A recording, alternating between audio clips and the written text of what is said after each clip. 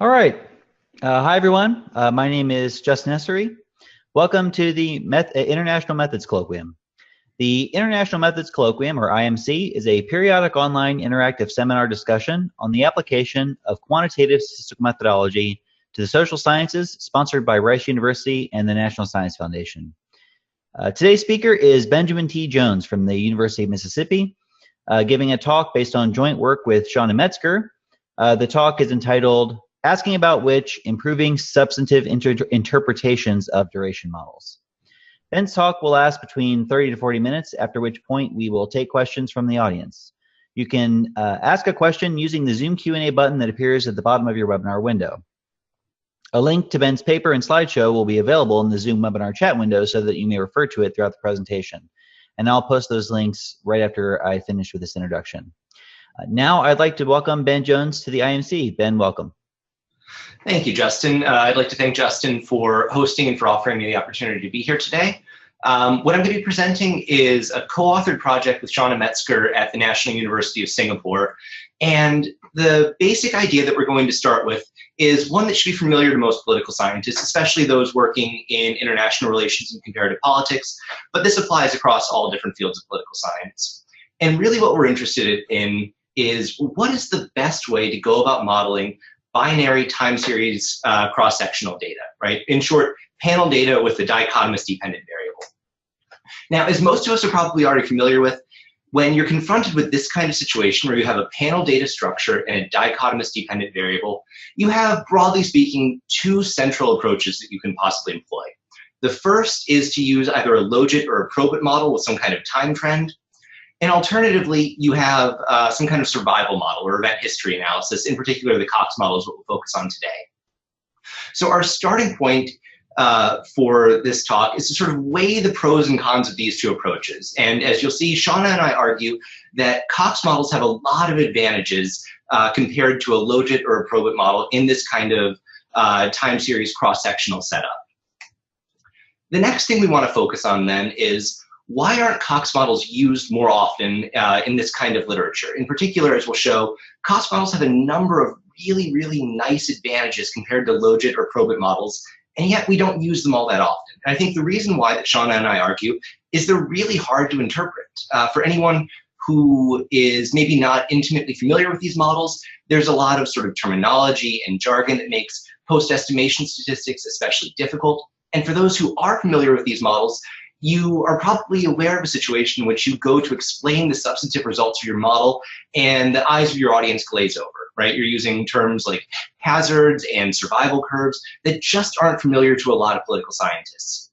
And so what Shauna and I do in this paper is introduce an alternative method of substantively interpreting the results of Cox duration models that should be much more broadly familiar. In particular, we introduce the idea of transition probabilities to help ease that substantive burden of explanation and interpretation. So our starting point then is to evaluate what is the current way in which we go about modeling situations in which you have panel data, this binary time series cross-sectional data. What you're looking at here is the occurrence of an event, whether you experience an event or not. So your dependent variable is either a 0 or a 1. And as a number of previous studies, in particular, that Katz-Tucker and later Carter and Signorino have showed us, what you might be worried about in this situation is the possibility of duration dependence. That the amount of time that's transpired since you last experienced the event might have some impact on your subsequent probability of experiencing the event in the future, right? Maybe this is having the event once makes you more likely to experience it again quickly, or experiencing the event once makes you much less likely to experience the event again. As these two articles show, one easy way to model this kind of duration dependence with a dichotomous dependent variable is just to include a time counter in your model, right? Include a count of the number of time periods that have transpired since you last experienced the event. The problem this introduces is that there's some nonlinearity in the effect of this time counter. A 1 unit increase in time is unlikely to have a consistent effect on the underlying risk of experiencing a new event. So what Katz and Tucker suggest is you can use some kind of spline modeling procedure in order to get at this potential nonlinearity, that the effect of time might be higher or lower as time goes by. What Carter and Signorino point out in their 2010 paper is splines are really difficult to implement in practice for those who haven't been formally trained in them. And so what they suggest instead is you can use cubic polynomials. Just enter time, time squared, and time cubed. And that cubic polynomial is going to pick up most typical forms of duration dependence.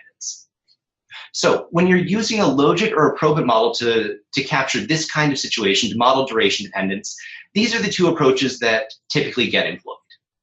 Now, there are a few problems with this kind of modeling approach, in particular 3 that we'll talk about here.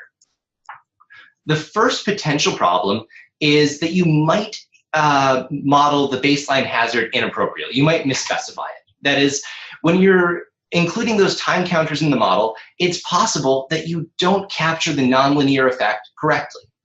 What Carter and Signorino point out is this is especially true when people are using splines and doing it inappropriately. That can run into pretty big modeling difficulties. What Shauna and I argue is that even in some cases when you're using the cubic polynomial, which is a little bit easier to implement, you can still potentially misspecify the baseline hazard. And the reason why this matters is because, one, your coefficient estimates might potentially be biased, although there's some debate about how big this bias is likely to be.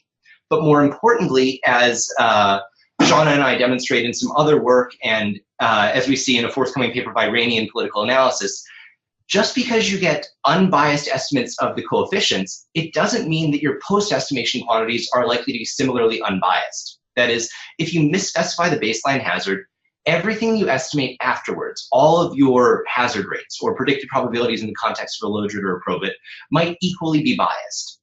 So specifying the baseline hazard correctly is really important, and when you're using a logit or a probit model to do so, it can be kind of difficult to make sure that you're actually doing this correctly.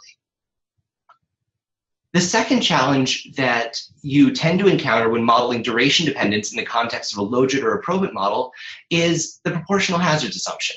And this is something that Shauna and I think a lot of people are sort of unaware of.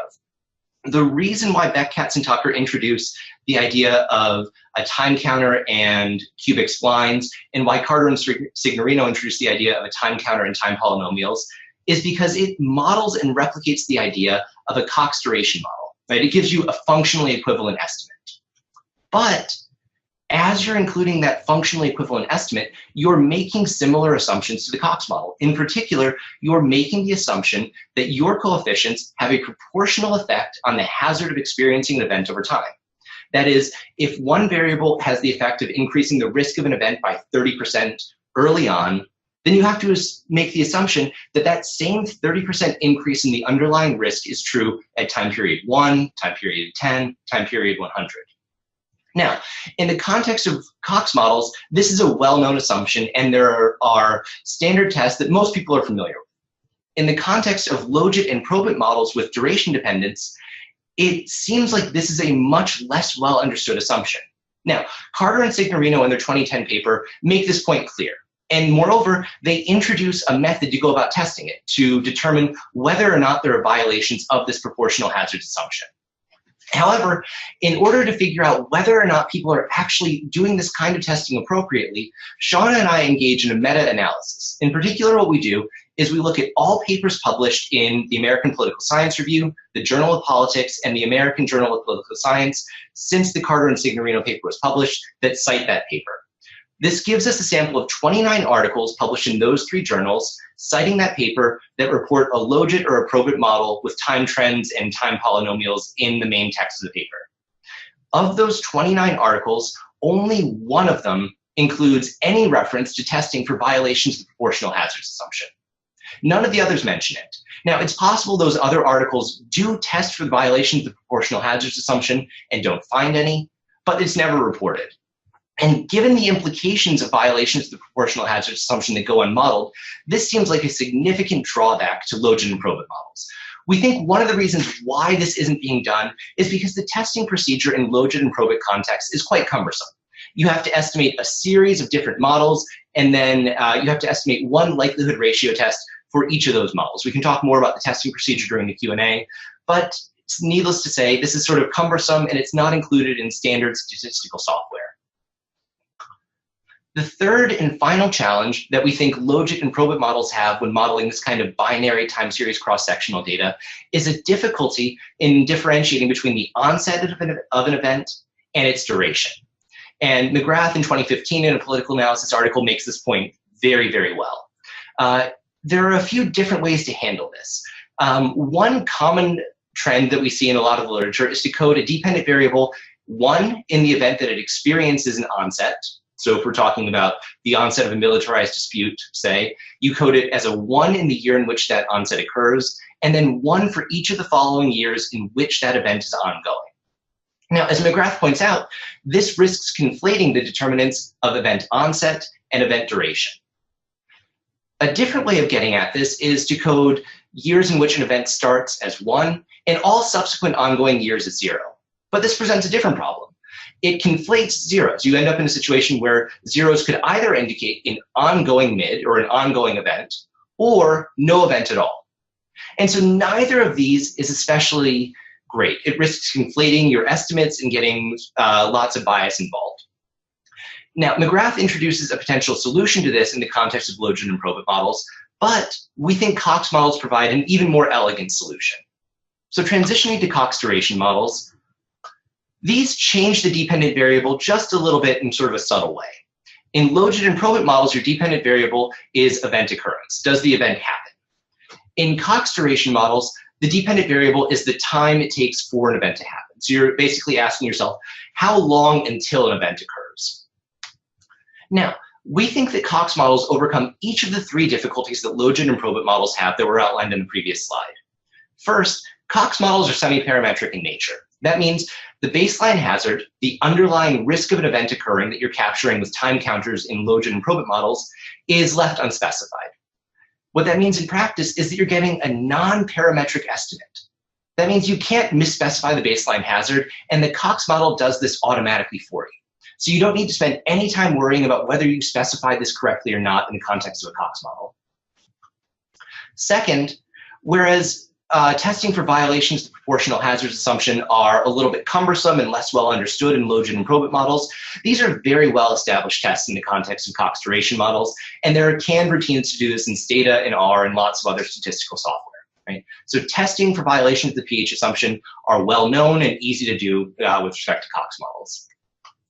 Finally, as Shauna and I have shown in previous work and others have shown, Cox models are really, really flexible in their ability to model lots of different kinds of situations. And as we'll get to an example a little bit later in the talk, you can see how this kind of approach by using a Cox model can capture both the risk of an event occurring and the risk of the event continuing or ending. So you can capture both onset and duration at the same time. So, given that Cox models have these advantages, given that they overcome each of the 3 weaknesses that are present in logit and probit models, the next question we have to ask ourselves is, well, why aren't Cox models more widely used? Here you can see a quote from Hall and Ura, who we replicate in a few minutes, in a recent JOP article. And their argument, we completely agree with. Logit models with time polynomials are functionally equivalent to Cox models, to duration models, except logit and probit models are really easier and more straightforward to interpret. In a nutshell, they let you get predicted probabilities, and everyone can easily understand predicted probabilities regardless of your methodological training or background. We encounter probabilities every day, and so these are sort of intuitive and easy to understand and easy to present quantities of interest. In contrast, the kinds of post-estimation statistics that you can get from Cox models are a little less clear-cut. Cox models are proportional hazards models, which means most of the post-estimation quantities that you can generate are somehow related to that hazard, right? One thing you can do is just generate estimates of the hazard rate. What the hazard rate tells you is a little bit nuanced, though, and it's a little bit confusing. What the hazard rate is actually telling you is a conditional instantaneous relationship. That is to say, it's telling you, given that you've made it this far, given that you survived to time 10, what is the risk that you will fail in the next time period? In continuous time duration models, this is an infinitesimally large increase. In discrete models, this would be given that you made it to time 10, what's the risk that you're going to fail at time 11? Now, in some contexts, that kind of instantaneous estimate might be useful, but Shauna and I think that that's sort of a very narrow understanding especially in the continuous time setup, because you may not necessarily care about an infinitesimally small increase in time, right? Maybe you care about broader time horizons. What's the probability of experiencing an event over the next 5 years, over the next 10 years? Hazard rates really aren't well suited to that kind of understanding. Moreover, hazards just aren't well understood. This isn't a probability that operates on a very easily understandable scale of 0 to 1. This is a little bit more confusing. The same can be said of a lot of the other kinds of post-estimation statistics that we typically generate when interpreting Cox survival models. Hazard ratios, for instance, are notoriously tricky. These are centered around 1, such that values above 1 indicate an increased risk of experiencing an event, and values below 1 indicate a reduced risk of experiencing an event. But if you're trying to present these results for a broad audience who isn't already familiar with hazard ratios, that kind of interpretation may not be intuitive to a lot of your audience members. They may not readily understand exactly how to interpret values above 1, values below 1. Similarly, a different way that you go about interpreting these kinds of results is to focus on percent changes in the hazard. Do you get a 60% increase in the risk or a 60% decrease in the risk of an event occurring? Now, in some ways, these are a little bit easier to interpret than hazard ratios. It gives you percent changes, which are more familiar to most people.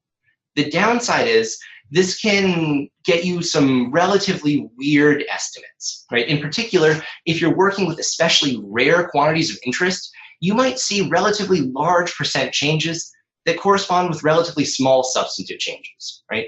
The probability of an event at only 0.001 experiencing a 100% increase might sound large, but that just gets you to 0.002.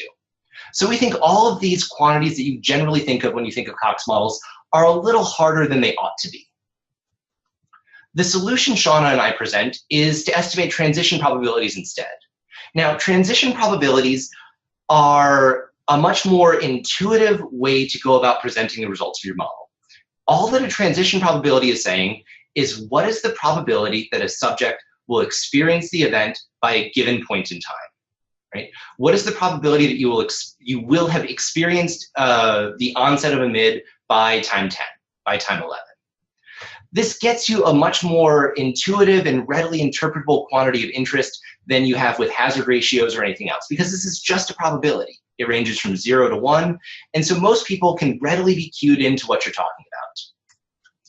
When you're going about generating these transition probabilities, you also have flexibility in how you go about estimating them. As with predicted probabilities from logit and probit models, you can set a covariate profile. You can set one that's theoretically interesting. You can hold all of your variables to their median or mean values, whatever is most relevant for the hypothesis that you are trying to test. In addition, when estimating transition probabilities, you need a couple of other pieces of information. First, you need to know where the unit currently is. What is its starting stage in this process? We'll talk about that in just a minute. And second, you need to know what the starting time is. Are we starting these transition probabilities at time 0 when a subject first becomes at risk? Are we starting the transition probabilities after 10 years of being at risk? Something like that, and we'll go into some examples. In terms of the actual estimation of these transition probabilities, you have a couple of options. There are analytical estimates that you can generate that basically aggregate cumulative hazards through a product integral. This is in the paper. I'm going to skim over it for now. This has some advantages because you get an analytic estimate, but it's relatively restrictive. So Shauna and I, in what we do, advocate using a simulation approach. And the simulation approach and the analytic estimates are going to produce functionally equivalent results, but the simulations are going to be much more flexible in the kind of situations they can model. And on top of that, they make estimation of confidence intervals really, really easy to do. Now, there's already a package to do this in R called MState. It's written by Reed, Fiocco, and Putter. And Shauna and I are currently working on writing a package to estimate these simulation transition probabilities in Stata as well. And we can talk about that more during the Q&A if you're interested. To give you a sense of what these transition probabilities look like in practice, we can start by revisiting a classic study of mid-onset by O'Neill and Rusted in 2005. And what O'Neill and Rusted are interested in doing is asking a straightforward question. Focusing on a dyad of countries, does their level of economic interdependence affect whether or not they experience a mid? To diagram this out, what we end up with is something pretty straightforward in a logit or probit context, as well as a Cox context. You have all the subjects starting in the stage on the left, in the piece stage, and they're at risk of experiencing a single event, which is the onset of a mid indicated by the dashed box to the right. What the dashed box is telling you is that once you experience a mid, we don't really know anything that happens to you after that. You exit the risk set. So countries are at risk of experiencing a mid when they're at peace, and after they experience a mid, they exit the risk set. With this basic structure, it is possible to estimate transition probabilities that look something like this. Now, what these transition probabilities are doing is holding every variable in the model at its median value, but setting economic interdependence to low. Now, as we can see, the probability of experiencing a mid is quite small. Mids are relatively rare. So if we zoom in a little bit, you can get a better sense of what's going on here. The lighter dashed lines are giving you 95% confidence intervals. And what you're looking at is a straightforward situation. In order to estimate these transition probabilities, we set the starting stage as peace. So the dyad begins the analysis at peace and at time 0. So this is a dyad that's just now become at risk for experiencing a mid. And what the predicted probabilities are telling you is what is the likelihood that this dyad, starting at peace at time 0 with low economic interdependence, will experience a mid by each of the time points along the x-axis. So if we pick 20 years, for example, we get a probability of about 0.023. What that transition probability is telling you is, given this covariate profile and given the starting stage and starting time, there's about a 0.02% chance, or a 2% chance that this dyad will have experienced a mid by time 20, right? That means that you could have experienced this mid at time 10 or time 15 or at time 20, but there's about a 2% chance that you will have experienced a mid 20 years after you entered the risk set. So this gives you a relatively straightforward idea of what transition probabilities can offer you. They give you an easy way to offer intuitive and substantively clear interpretations, and they give you an easy way to generate confidence intervals, which in much of the survival literature aren't really standard at this point because they're really hard to get at. If we switch to a different example from the paper, we can show again the way in which transition probabilities can help with our substantive inferences.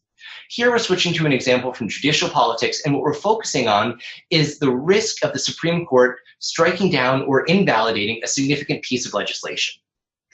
This analysis comes from a Hall and Europe paper in JOP from 2015, and what they're really interested in looking at is, does the level of legislative support for a piece of legislation impact the risk that the Supreme Court will strike it down? In order to model this, we can depict it in much the same fashion, where all of the laws in question are starting after they're passed, right? So the law goes into effect at time 0, and moving forward, it's at risk of being struck down or invalidated by the Supreme Court. Again, indicated here in the dashed box, because after a law is struck down, it exits the risk set. Now, much like we did before, we can go about estimating basic transition probabilities. Again, setting the starting stage as the law is being in effect, the starting time indicated at the top as S as 0. So this is a law that has just passed and gone into effect. And what we have depicted here are two different scenarios. One in which the level of legislative support is relatively low, indicated by the dashed lines, and a different scenario in which the risk of legislative support is relatively high. These are the 25th percentile for the low case and the 75th percentile for the high case. What you're seeing here again is the same kind of substantive interpretation we showed in the mid example. What this is telling you is, given that this law was passed and you start watching at time 0, what is the probability the law will be invalidated by the Supreme Court after 1 year, after 2 years, after 3 years, so on and so forth?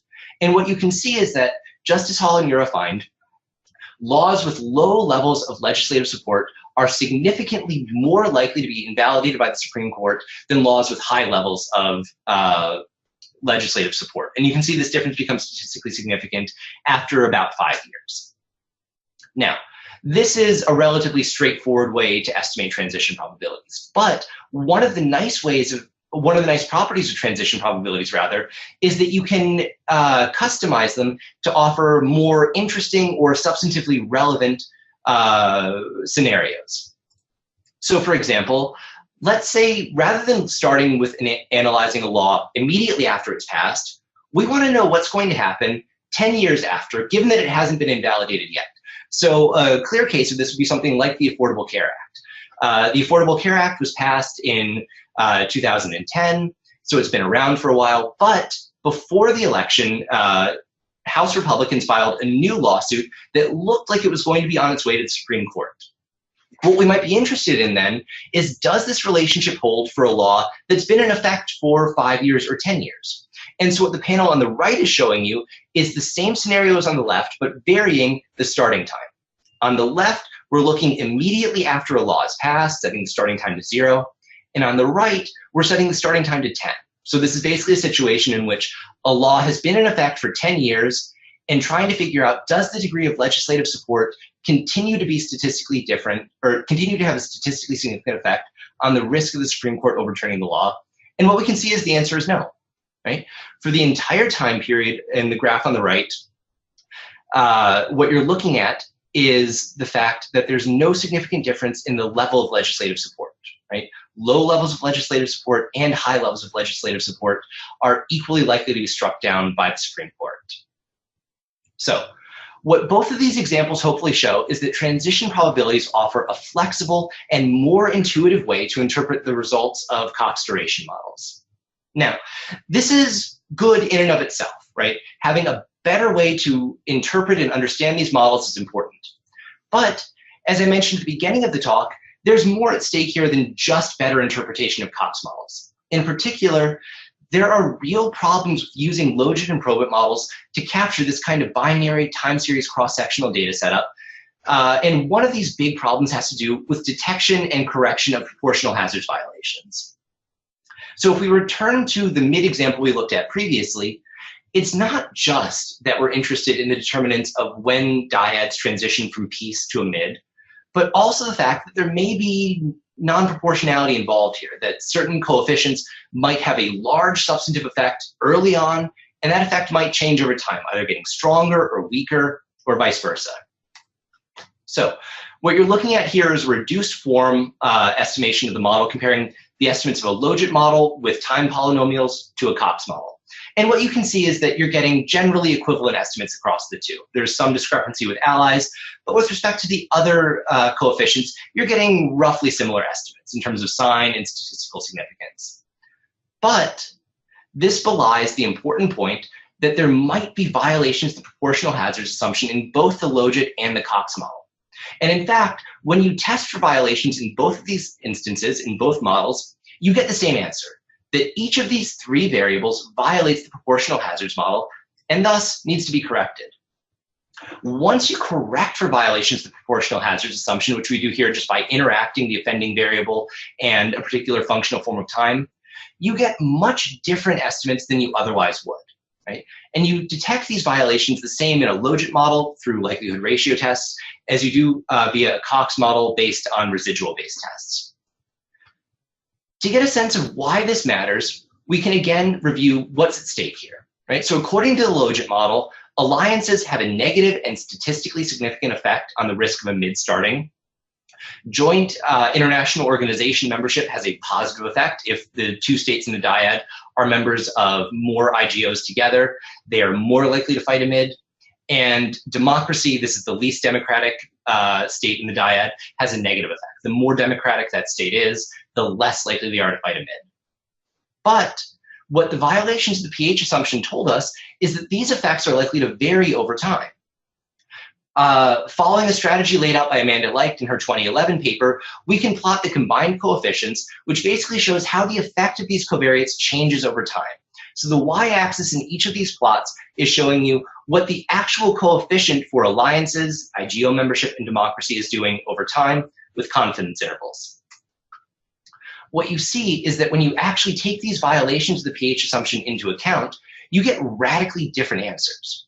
Whereas the logit model, which didn't test for violations of the pH assumption, told us that alliances have a negative and significant effect. Alliances reduce the risk of a mid.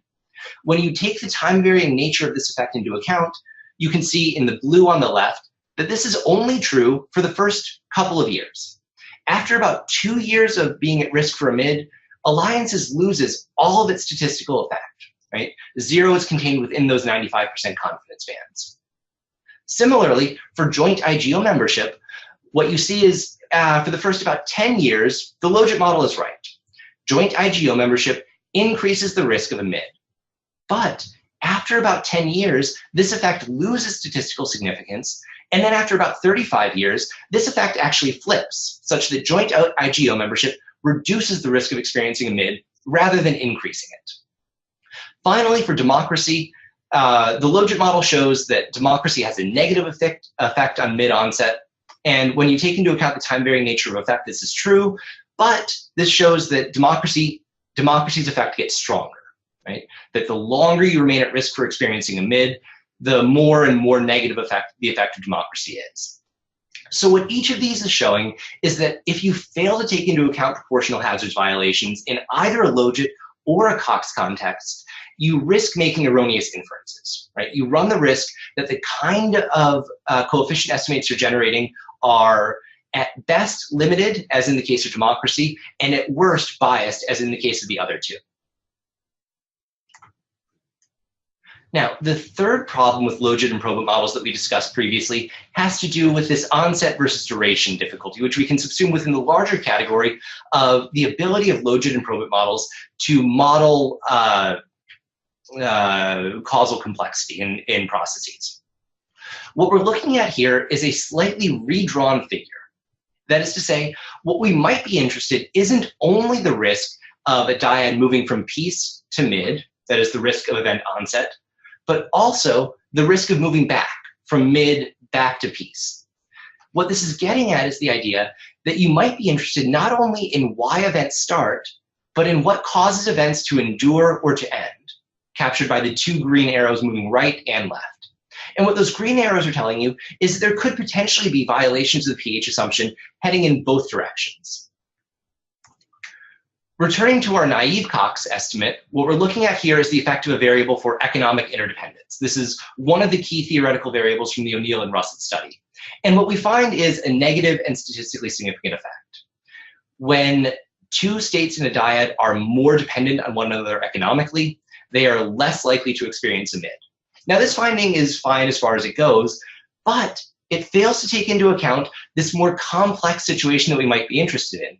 Not only what are the determinants of mid-onset, but also what are the determinants of mid-duration.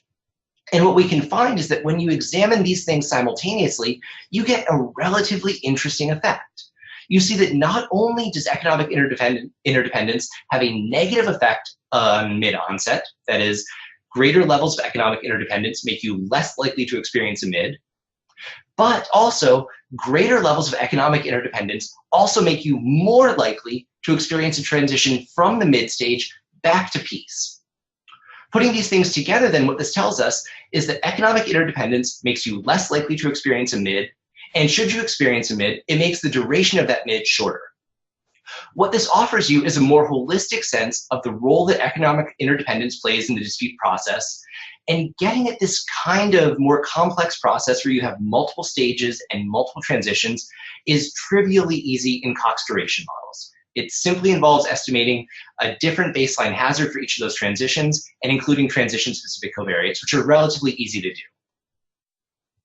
So, to conclude, Shauna and I are making the argument that Cox duration models are easier and more intuitive and avoid a lot of problems that we typically encounter when you're trying to model binary time series cross-sectional data.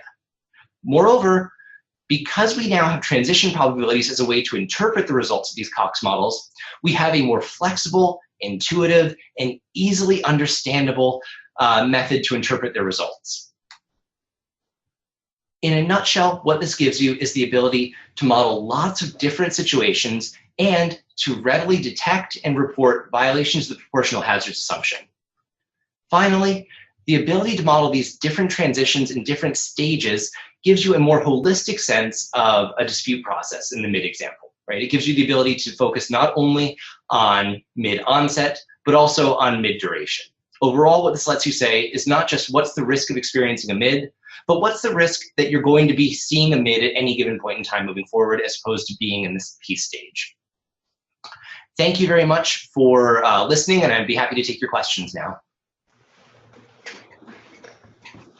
All right. Excuse me. Thank you, Ben, for that presentation. At this point, Ben Jones is available to take questions from the audience. You can ask a question using the Zoom Q&A button that appears, at the bottom of your webinar window.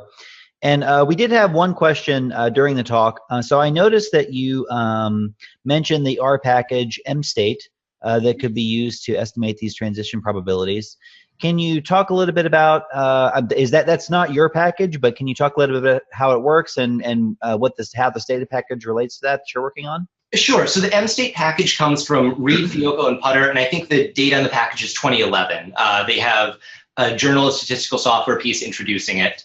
But the MState package in R is supposed to be sort of a one-stop shop that's related to the survival package. So the way this works is you can use the familiar survival package in R to actually go about estimating a Cox model or a multi-state model. And then what MState lets you do is generate lots of these sorts of transition probabilities and gives you an easy way to estimate cumulative hazards, analytic estimates of transition probabilities, but also they provide a simulation procedure in there. And their simulation procedure is what we're trying to implement in the Stata package as well. So they've derived this from previous work, and we're trying to port over the simulation element to Stata to make it more readily available to political scientists. On top of that, the other thing that we're adding in Stata is not just the ability to estimate a single simulation through a multi-state model, which would give you point estimates, but also giving you the built-in ability to run this 1,000 times, essentially giving you multiple simulations that you can generate confidence intervals around those point estimates as well. And this is something that you can do via MState, but it requires a little bit of coding on your own part. Whereas in the Stata version of the package, what we're working to do is to put all of this sort of behind the scenes and let you just sort of enter it from the command line and let it run. Am I correct in guessing that the graphs that you showed us in your presentation are from MState? So it's actually a mixed bag. The mid example is from our Stata package. The judicial example is from MState in R. Okay. And actually, since you pulled this up, I have a question about, this is my question about the specific graph. So I noticed that your confidence intervals are stepped. But your median line, like this is, you really see it here. Your median line is not stepped. I assume that's either the probability prediction or maybe a median of simulations or something. And then the confidence intervals are stepped. So what's going on there? So the way we're actually generating the confidence intervals is so we're doing the simulations and then just taking the 0.025 and the 97.5 bounds. And so what's going on there is you're getting because the point estimate, as you note, is the median. I'm guessing that you're getting a lot more sort of variation in the middle, whereas. I'm still a little curious about. I mean, so I understand exactly what you're saying because I kind of believe that. But I wouldn't expect it. I mean, those lines are flat, man. That's like a strict cutoff. Well, so the reason why you're seeing that on the bottom, at least, is that it's bounded at 0. Well, yeah, that I figured that out. But the top one is the one I'm worried about. Like, for example, looks like between 20 and 30 years, the probability of a mid is upward bounded at 0.06, just across the board with no variation. That's quite unusual, given that the median line underneath of it is actually smooth, right? So the distance between the probability prediction and the upper bound actually changes. It gets shorter, right? That's unexpected. At least, I mean, hey, I'm just a guy who watched your talk, so maybe I don't know what I'm talking about, but at least I need to have that explained to me. Sure. Honestly, I think we're going to have to take a closer look at the package. We're still in the debugging phase. We can take a closer look to try to see what's going on. If we flip forward, so like I said, this is from the Stata package. If we flip forward, what you see from the judicial example, which is done via MState in R, is, you do see it sort of following along more with the step function there. Right. My mouse in that case is, they all follow the same function, which that at least makes some sense to me. I would still want to know why it's stepped like that, but I could at least understand, okay, that they're all moving together. Sure. One possibility is it might just be taking the mean here rather than the median. So it's averaging out a lot of that. And since you're getting variable estimates, you're seeing that sort of average together. But the fact that it's so stark is surprising. I think you're right on that. Yeah, I suspect that when I assume you're going to present this in the future, and that's certainly, or have it reviewed, and as a reviewer or a audience member, what I'd really want to know is substantively, why is the step function like that, right? Like, because I've seen Kaplan-Meier curves, of course, I sort of understand how that works, but Sure. just sort of communicate to me why that function should be stepped like that. So there's another question. So my colleague Rick Wilson asks, once this data version is available, what are the potential pitfalls that naive users might confront? As always, I worry that the tool will be misused. So in terms of naive users, I would say there are a couple of potential problems that you can run into pretty quickly. The first is, even though Sean and I are making the argument that violations of the pH assumption are much more readily understood and tests for it are much more readily available in the Cox context from the Logit and Probit context, people still might not do it. They might not check, they might not implement corrections correctly. So that's one potential pitfall right off the bat that isn't even related to the package. In terms of the package itself, I think the biggest downside you can get into is these kinds of diagrams modeling multiple stages with multiple transitions simultaneously. You can snowball pretty quickly. What we focused on in the talk today are pretty simple situations, just mimicking the logic of a Logit model where everybody's in stage one at risk of a single event. And then at the end, we introduced a slightly more complex situation where there are two stages and two transitions. So what you're interested in modeling is just moving forward and moving backwards. One problem that you run into quickly is you can capture lots and lots of bigger processes here too, right? You might think about not just these sort of hard categories of peace and mid, but how do you move from peace to lower levels of conflict, to slightly higher levels of conflict, even higher levels of conflict, all the way up to war, and lots of transitions between these. What you run into really quickly, especially in something like mids where you have relatively rare events, is you're going to run out of data quickly. And so one fear is, as these models expand and expand and expand, which the package lets you do, you're going to run out of data. And so what this is based on is a stratified Cox approach. And so what really matters here are the number of events pertaining to each transition. And so even if you have 1,000 events, what really matters is how many events of each specific type do you have. And if you've got one transition with really, really rare events, one transition where you've only got 5 or 10 events, that's going to be a big problem. The other thing that I would worry about, and Sean and I talk about this in a different paper that's in PA now, is when you actually estimate these kinds of models, there's lots of testing to be done. It's not just sort of saying, I want 7 transitions and going from there. You've got to test whether it's necessary to stratify your baseline hazards for every one of those transitions or whether you can pool some of them. You need to test for whether you need unique covariate effects across all of these transitions or whether you can collapse some of them. So there's lots of testing to be done that might be a little bit more cumbersome and may not be done to the extent that it should. So those would be my big concerns for naive users just trying to start up with the package. Now that you mention it, you mentioned the multiplicity of possible transitions. Are you worried about a potential multiple comparison problem here where you set up so many possible transitions that people can kind of find what they wish to find if they look hard enough? So I think,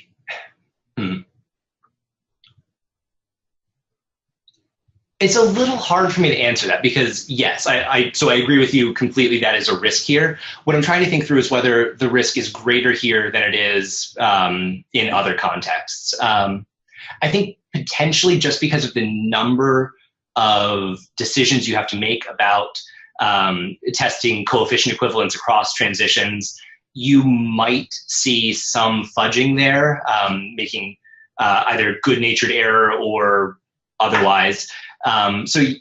Yes, I think you might run into that, although it's not immediately clear to me that it's a significantly larger problem in this context than it would be in any other model. Might be some way of doing a joint test or something. There are usually ways of restoring the proper error rate if you sort of consider what the joint test hypothesis space is. So that's actually, that's one thing that Shauna and I have talked about that hasn't made it into the package yet is Right now, we sort of leave it up to the way the package is designed is we leave it up to the user to go through and estimate these kinds of tests, doing proportional hazards tests for each of the transitions, testing coefficient equivalents, just using wall tests, all of that kind of thing. One thing we've talked about is trying to come up with canned routines that can automate at least some of that. But that's a further out feature that we're thinking about adding, but it might help with that.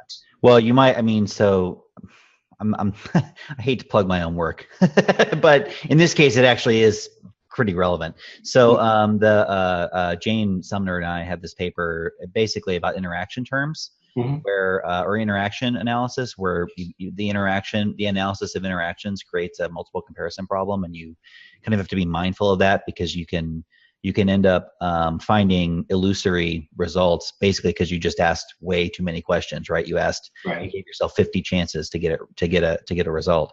And it strikes me that when you interact with time, which is ultimately what you're doing here, you possibly create the same kind of issue or temptation.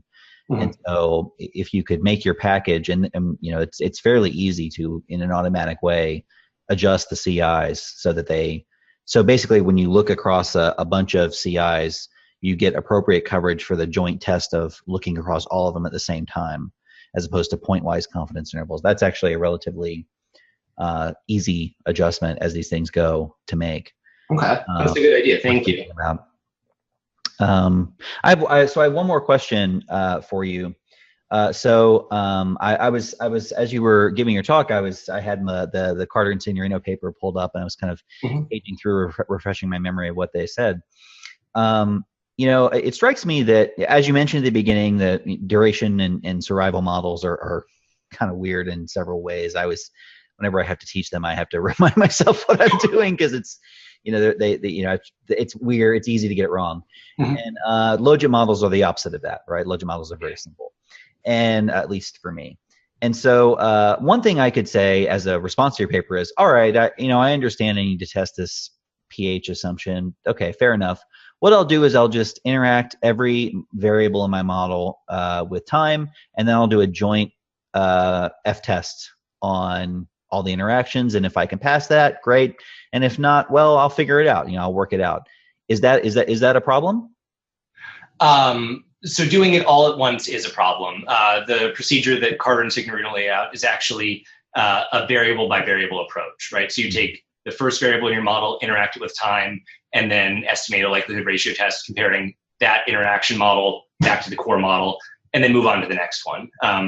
Now, this might get back into the multiple comparison problem again, but that's the procedure they lay out because if you're sort of interacting everything with time simultaneously, then what you actually need to do is interact all of those variables together, and you've got a big interactive mess.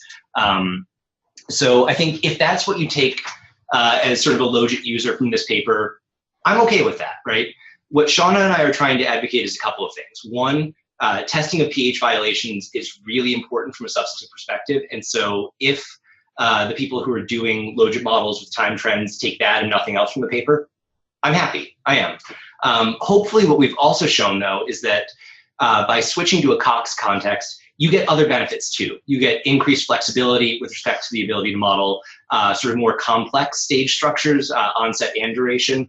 You can also get sort of a better or at least more comfortable sense of modeling the baseline hazard than you have with time polynomials, which, as Carter and Signorino show, it works pretty well in most cases, but there's still cases where it may not be as good as it needs to be.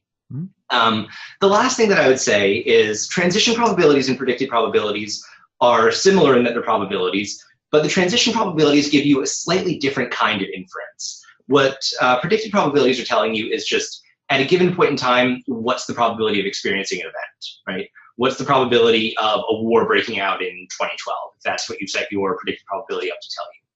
I think what transition probabilities do is give you a slightly different interpretation that in some ways might be more meaningful. So the example that Shauna and I sort of talked through a lot is if you think about the US withdrawing its forces from Iraq at the end of 2011 and going into 2012. What the US cares about isn't the risk of war in 2012 or the risk of war in 2013 or the risk of war in 2014, but rather over a 5-year window or a 10-year window, what's the likelihood that we're going to be back into a war footing?